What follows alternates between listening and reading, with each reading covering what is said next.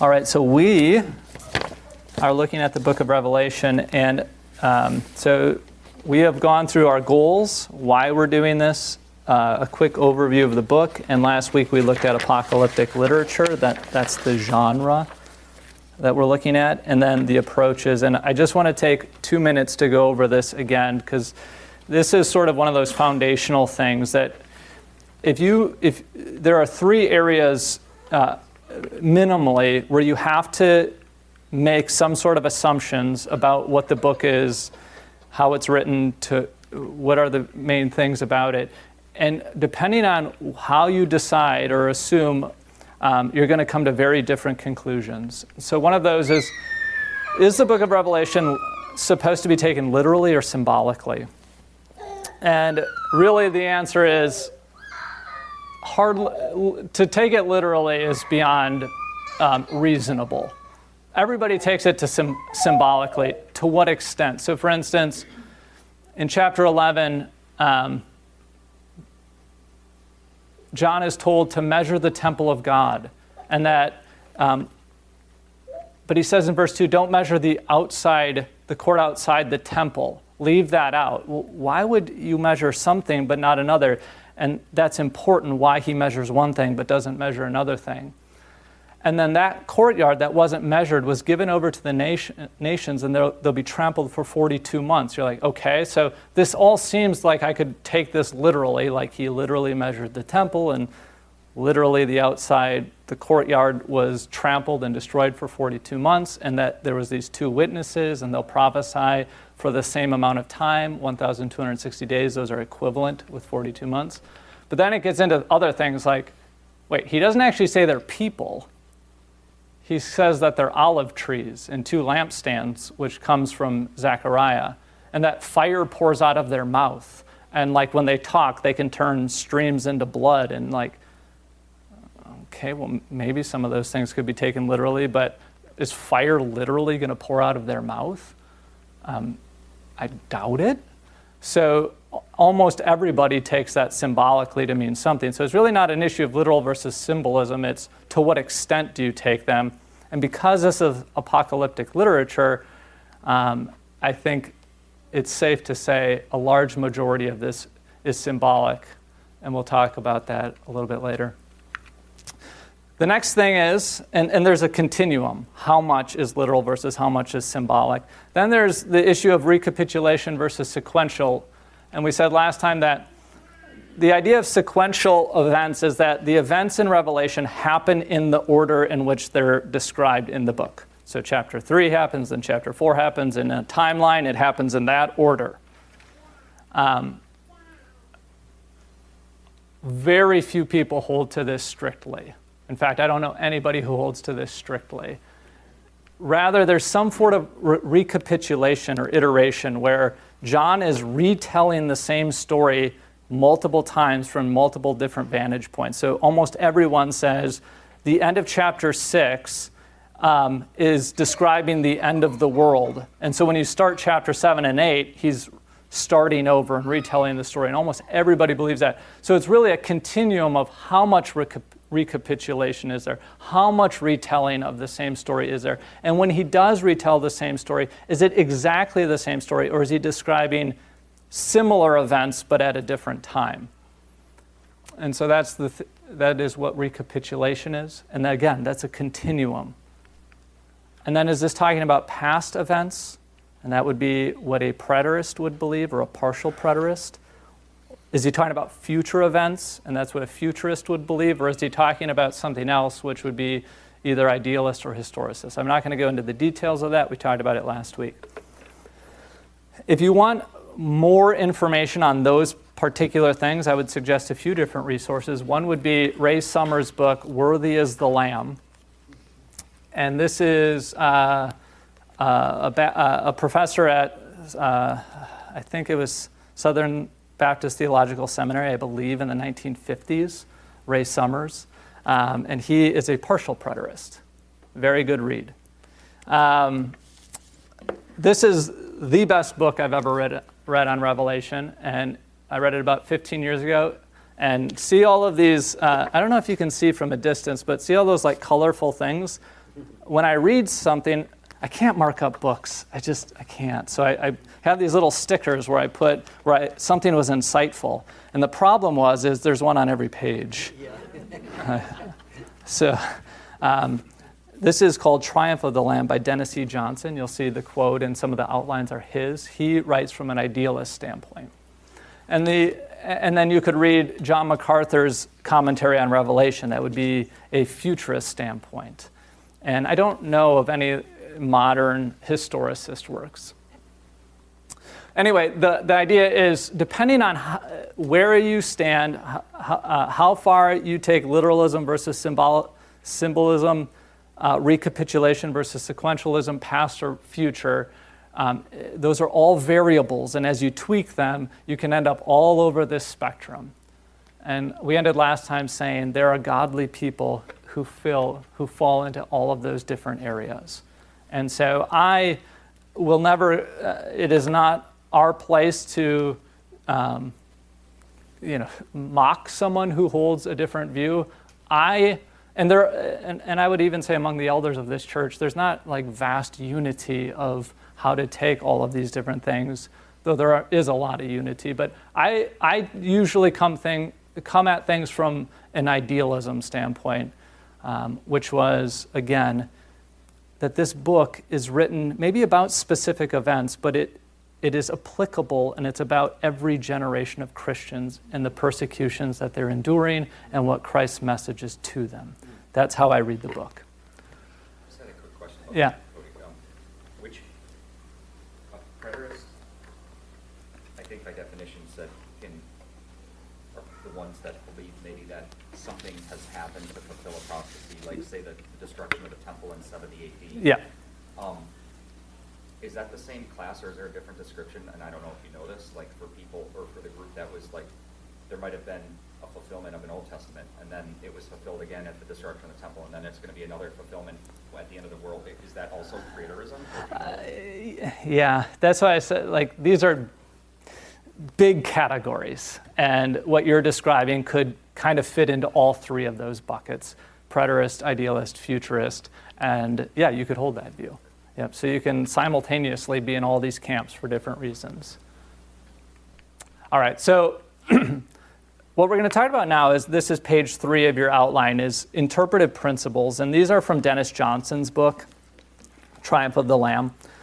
And the question is when you come and you read something in the book of Revelation, what principle should you apply to interpret the passage? And I think these will be pretty helpful.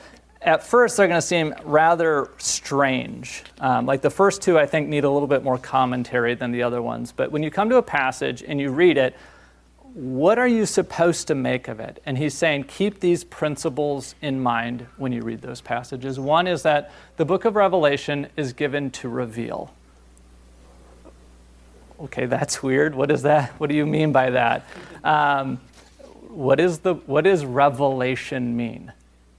Reveal, right? And he says, this is how the opening verses of Revelation read. It says, the revelation of Jesus Christ, which God gave him to show to his servants the things that must soon take place.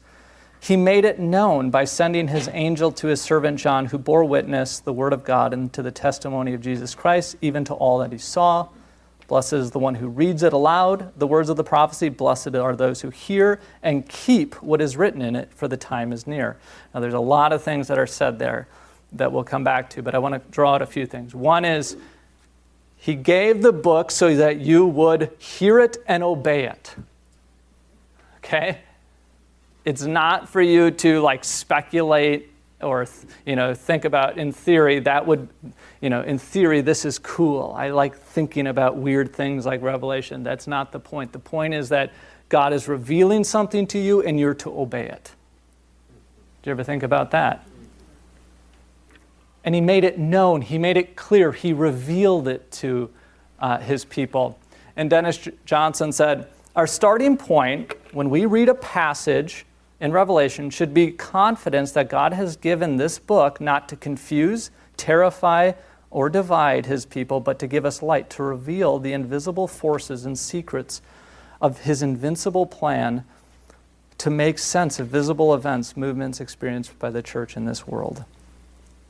So what he's saying is, despite all the weirdness of what you read, it's supposed to shed light on something. It's to remove the veil and disclose what lies behind everything that you see.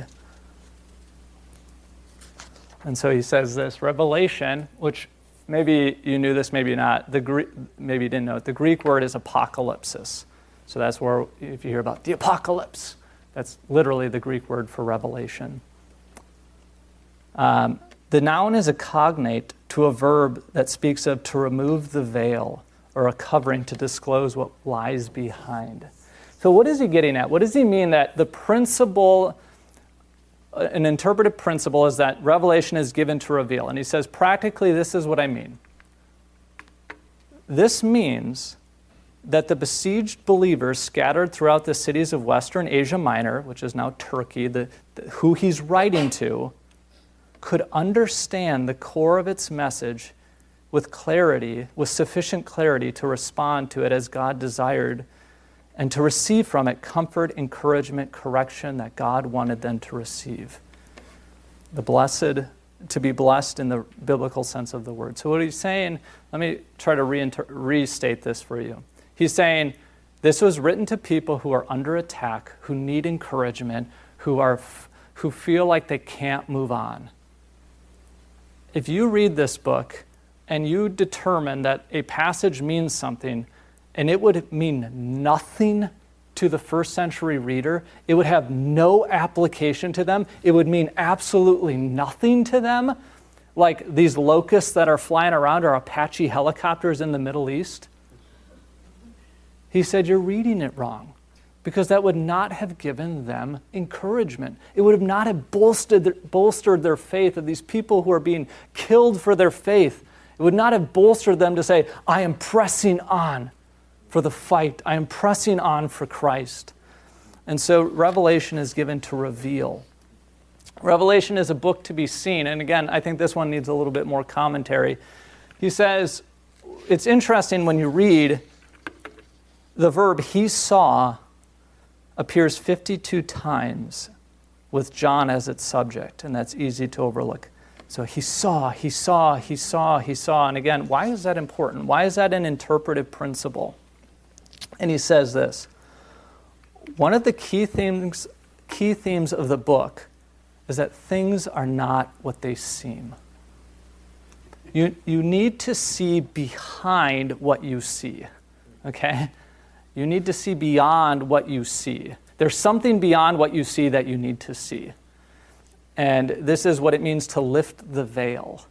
I'm glad this wasn't the case, but when Deborah and I got married, first we knew each other, and she wasn't wearing a veil. But imagine you're in an arranged marriage, and you walk down the aisle, and this woman has a veil, and you've never seen her before, and you're like, what am I going to see when I lift this thing? That's what it means to see behind the veil. What's actually the truth? There's this form that I see of the veil, but what's actually behind it? And Dennis Johnson says, what the book of Revelation is doing is says, you may see something on the physical, historical plane, but there's a truth or a reality behind it. And the book of Revelation is revealing what that is. You need to see that. You're not saying that you saw a scary beast. No, I did not. She did not have 10 heads and 7 crowns and 7 horns, and frogs did not come out of her mouth. She's the most beautiful woman in the world, isn't she? Hey, we got time. Should we go hug and kiss? So let's see this in action. If you look later down on page 3, there's a section that I have called features or guideposts, and one of them is paradox or seen behind the scenes. This is the same point. So you can write in all these examples down there. But so he's saying, for instance, when you read in chapter 2, verse 2, you may see something on the physical realm, but there's actually something behind it. See, there's these people who call themselves apostle, but they're not. or in verse 9 of that same chapter, you see on the physical plane, the historical plane, Smyrna is poor. Yet behind the veil, they're very rich in faith. Though there are those who call themselves are Jews. That's what you see on the outside, but behind the scenes, they're not. They're a synagogue of Satan, he says. Sardis has a reputation of being alive, but when you pull behind the veil, you see they're dead. They're spiritually dead. Laodicea seems to be so wealthy and self-sufficient and rich. And when John is told about him, God says, you're destitute, poor, and naked. Chapter 5, we read about this triumphant lion of the tribe of Judah. But then when John looks and sees, he hears about, and this is a big thing in Revelation, he'll hear one thing, and then when he looks, he sees something different. He hears that there's this lion of the tribe of Judah who's worthy to open the scroll. But when he looks, it's a slain lamb. Or he hears about, in chapter 7, this carefully numbered set of people, 144,000 from the 12 tribes of Israel. And he hears that, but when he looks, he sees an innumerable amount of people from every tribe, tongue, and nation. So you're pulling behind the veil and saying, there's actually more to the story, that there's something there. And those who are defeated in martyrdom, they're the actual victors. So on the plane of human things, things may appear one way, but that's not their true nature or identity. And John is helping you to see the true nature of things. And what's so paradoxical is that their true nature is often opposite of what you see in real life. So when someone is defeated and martyred, they're actually the victors. Revelation only makes sense in light of the Old Testament. All right, so Kim Riddlebarger, who is another professor at Westminster in California, I believe, he said this: Revelation is not a handy guide to explain the evening news. In other words, it's not so much about the future, but about explaining the Old Testament. It's a commentary on the Old Testament in the light and person of Jesus Christ. Keith Matheson said, when you read the book of Revelation and you just wrote down how many times it alludes to the Old Testament, it would be every verse of the book. Every verse. And Moses Stewart, who was a commentator in the 1850s, said this. He said, when I realized how saturated the book of Revelation is with the Old Testament, this is what I decided to do. I decided I was not going to read Revelation or try to understand what it means until I spent 10 years in the Hebrew Scriptures trying to understand the Old Testament. And then when I felt confident I understood the whole of the Old Testament, then I'd come to Revelation, because that's how saturated it is with the Old Testament. Now, I wouldn't suggest that we do that. I mean, I would suggest you read for 10 years the Hebrew prophets, but I'll try to explain some of those. So let me give you an example where understanding the Old Testament, or at least that the pictures that you read are drawn from the Old Testament, can help you a little bit. One is the 4 beasts from Daniel. So in Daniel, it says this, and I'm skipping a bunch of stuff and just highlighting the key things. And so he says, and 4 great beasts came out of the sea, different from one another. And this is a vision Daniel is having. The first was like a lion, and it had eagle's wings. And behold, another beast, a second one like a bear, and then a third one like a leopard. And after this I saw in the night visions, and behold, a 4th beast, terrifying and dreadful, exceedingly strong. It had great iron teeth. It devoured and broke in pieces and stamped with its what was left with its feet. It was different from all the beasts that were before it, and it had 10 horns. And now if you read the book of Daniel, and most commentators would agree, but this is one of the things this is getting at, was Daniel was talking about 4 kingdoms, 4 nations that would come in succession. The first one to rise was Babylon. And Babylon took the people of God into captivity. And then after that would arise what was called the Medo-Persian Empire. And with Cyrus, and he released it, but they were the next great kingdom of the earth. And then after that was Greece under Alexander the Great and what ushered in Greece. And then after that, the fourth beast is Rome. And so a lot of commentators would say that's what he's talking about. But regardless, notice 4 beasts: lion, bear, leopard, 10 horns. In Revelation 13, a beast rises out of the water, out of the sea. And notice the pictures here. It had 10 horns and 7 heads with 10 diadems. The beast I saw was like a leopard. Its feet were like a bear's. Its mouth was like a lion's mouth, right? Those same 4 things: a lion, a bear, a leopard, and 10 horns. And so if you don't know that this picture is coming out of Daniel, first of all, it's completely strange. And like, what is he talking about? And this is the ugliest beast that I've ever seen. So that will help you interpret it. So let me give you an example. So a future or a preterist, a partial preterist would say what this beast represents, because in Daniel, those 4 beasts represented 4 kingdoms coming to the earth, and the 4th beast was Rome. That what this is actually talking about is the Roman Empire crushing Christians and persecuting them for their faith. And the beast, therefore, in the book of Revelation is actually Rome, because the picture comes out of Daniel. And a futurist would say, because they don't think it's talking about past events, they think it's talking about future events. A futurist would say, you're right, it's talking about Rome, but not the Rome that we know. It's a future reincarnation of Rome, a future Rome, a revival of Rome that will persecute Christians, because we believe it's talking about the future, but we're looking to the Old Testament to understand that this is talking about Rome.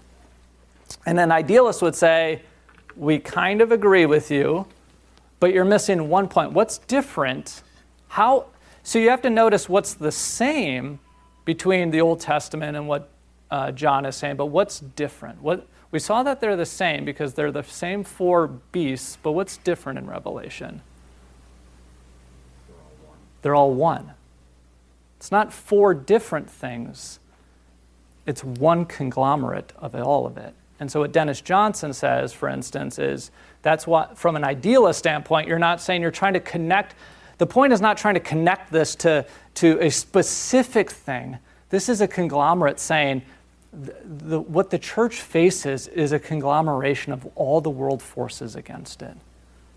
Doesn't matter if it's Babylon or Rome or Greece or whatever.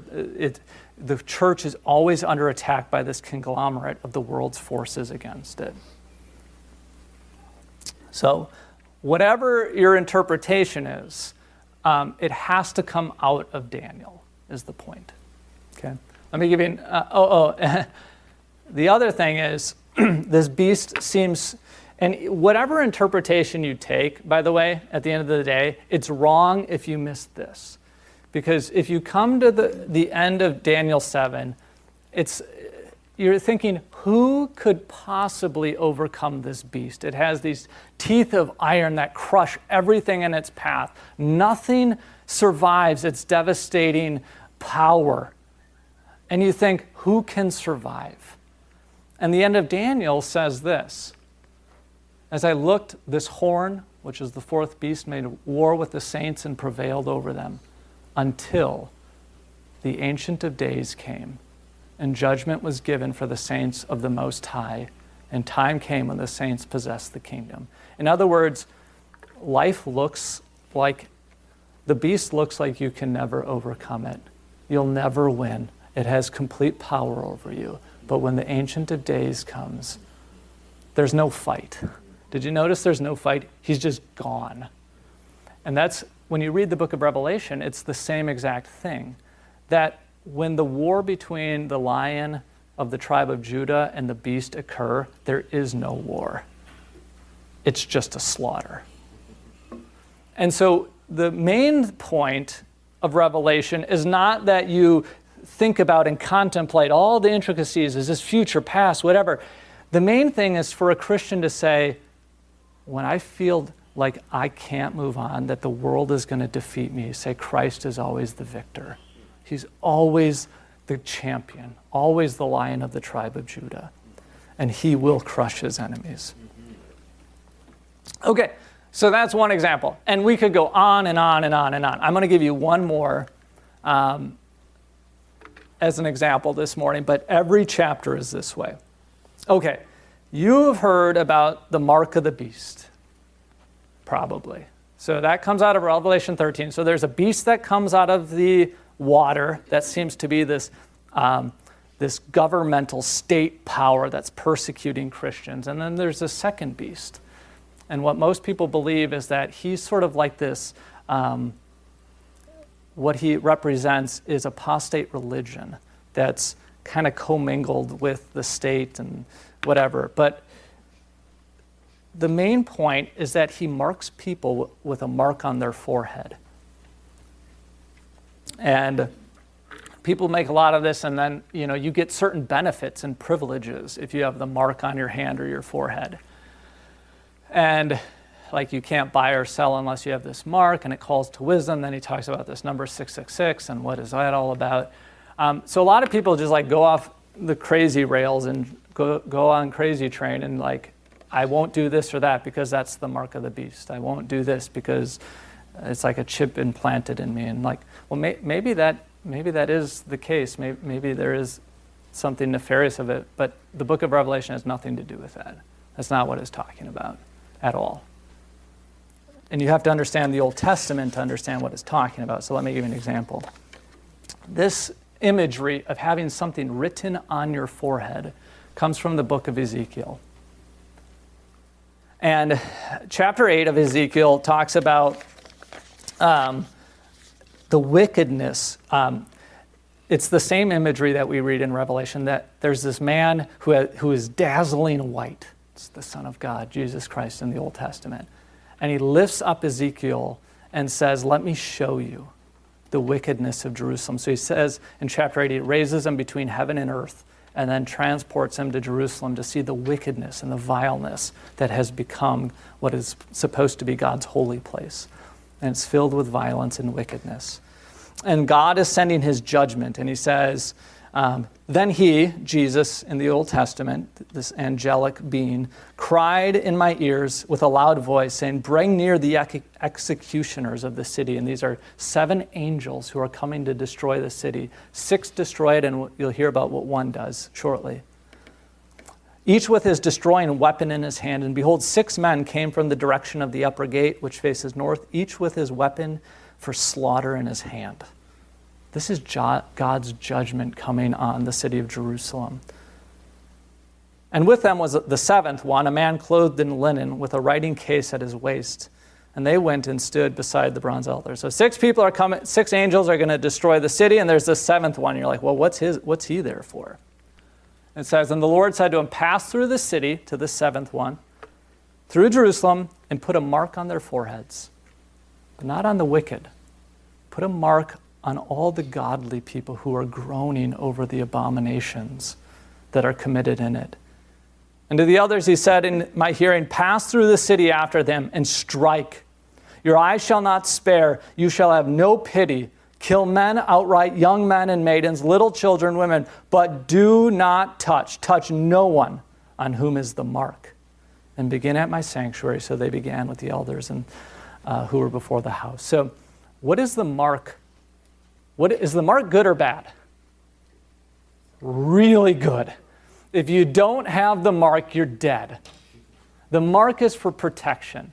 Now, can you think of another time in the Old Testament where the people of God were marked somehow and the wrath of God came and those who had the mark were protected? Passover. Okay? This is the imagery that you got to have the mark of God on you. When you come to the Revelation, that's what you see. The main thing is not the wicked who have their mark. It's the godly who have the seal of God on their foreheads. And you can see that here. Do not harm the earth or the sea or the trees until we have sealed the servants of God on their foreheads. And then in Revelation 9, these angels are coming out and marking the seal of God on people's foreheads, and those who have the seal cannot be touched, but those who don't have the seal are tormented for 5 months. It's about protection. It's about God having God's hand of protection on you. Now, the weird thing is, in the book of Revelation, is things aren't as they seem. Because you would say, well, I have the mark of God. I'm invincible. I can do anything. There's no harm to be done to me. The problem with that is that's not what happens. He says, look, and behold, on Mount Zion stood a lamb, and with him 144,000 martyrs. And they're the ones who had it written on their forehead. So you see, things aren't as they appear in this world. You can have the mark of God and have a terrible life. You can die on behalf of Christ, for Christ, but you still have the mark because you will not endure God's wrath. And you see, what Satan is he's a copycat. He's marking out his people and offering them some sort of protection. Oh, in my kingdom, you can have trade and all of this stuff, and you can have the benefits of this world. But he's a copycat, and in the end, that mark does nothing for you. Because in chapter 14, we read about those people again, and they have the people who received the beast's image and their mark on their foreheads, they will drink God's wrath. You see, Satan's mark upon his people have no effect on God's wrath to come. So if you're not saturated in the Old Testament and you read about these marks and you're like, what is this all about? A mark means protection. To be measured out, marked, means you're protected by God, whether it's the Passover lamb and you wipe the blood on your doorposts, or it's this vision that Ezekiel sees of having people marked on their foreheads. And why is it on the forehead? Does anybody know? Why is it on the forehead? Same reason in the Old Testament why you should put God's word on your forehead and That's on right. the post of your door and on your right hand. That's right. The reason they have the phylacteries. That's right. You read Deuteronomy 6 said, the word of God should be about you always, on your hand, your heart, your doorposts, your head, your forehead, saturated with the word of God. See, these are all images coming out of the Old Testament. And if you don't know that, and you don't know that that's there to protect you, and protection looks very different than what you think. It's not happy, joy, I get everything I want. It's I'm protected from the wrath of God because of the blood of the Lamb that's been marked all over me. All right, so let's stop there. We'll pick up, actually next week we have a focus meeting, so we'll pick up in 2 weeks on some of the interpretive principles.